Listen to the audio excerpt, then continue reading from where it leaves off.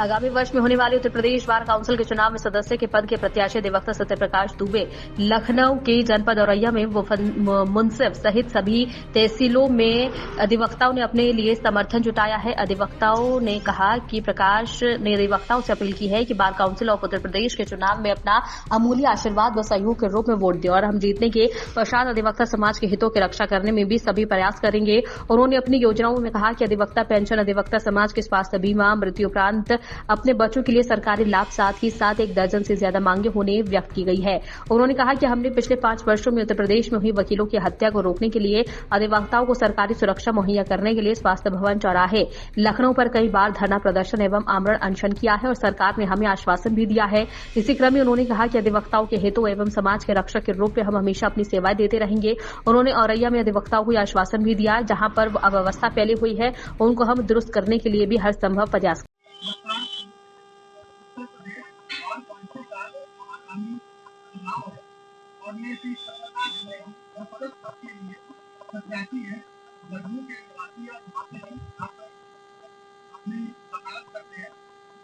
मैं जानना चाहता हूँ कि ये इस चुनाव को लेकर इनकी क्या विचार है और क्या रणनीति है, ये बताइए।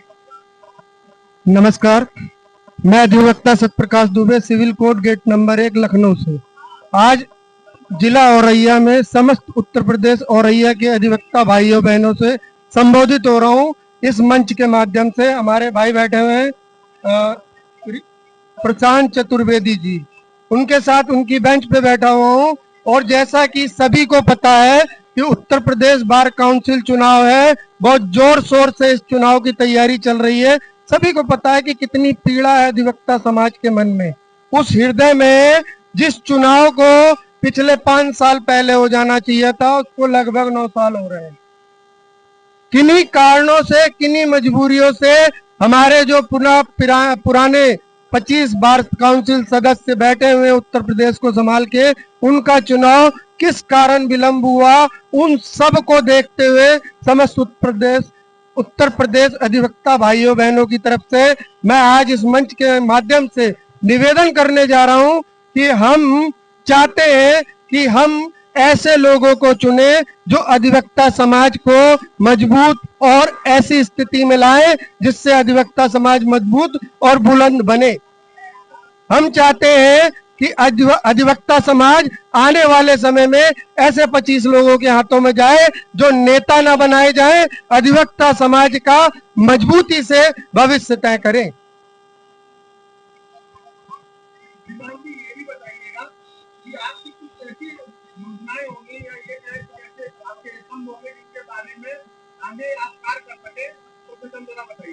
जैसा कि भाई आपने सवाल किया है, मैं उसको बड़े सरल शब्दों में कहना चाहूंगा कि पिछले 5 साल में मेरे द्वारा लगभग 5 बार स्वास्थ्य भवन चौराहा लखनऊ में आमरण अनशन के माध्यम से हमें अपनी उत्तर प्रदेश बार काउंसिल को और शासन को बताते हुए हैरानी हो रही है कि उसको आम अधिवक्ता दिखते नहीं है।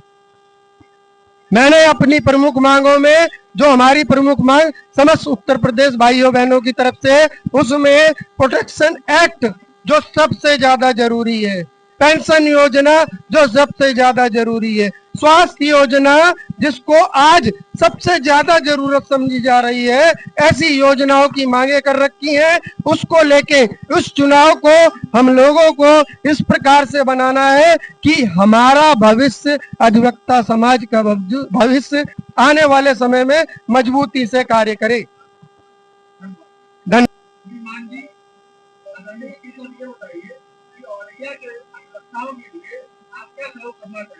जी, मैं इस मंच के माध्यम से इतना ही कहना चाहूंगा, भविष्य में जो 25 लोगों की कार्यकारिणी आती है और मैं अगर उसमें शामिल होता हूं, तो मैं आपसे ये अनुरोध करूंगा कि जो हमारी प्रमुख मांगे हैं और औरैया के समस्त अधिवक्ता भाइयों बहनों को लेते हुए उन मांगों को पूरा कराकर अधिवक्ता समाज को मजबूत बनाया जाएगा और अधिवक्ता एकता सिर्फ नारे में नहीं रहेगी, उसको मजबूती से सफल बनाया जाएगा। समस्त उत्तर प्रदेश और अधिवक्ता औरैया के भाइयों बहनों, जिला औरैया, हम सब मिलकर इस संकल्प को पूरा करें। अधिवक्ता एकता जिंदाबाद, अधिवक्ता समाज जिंदाबाद।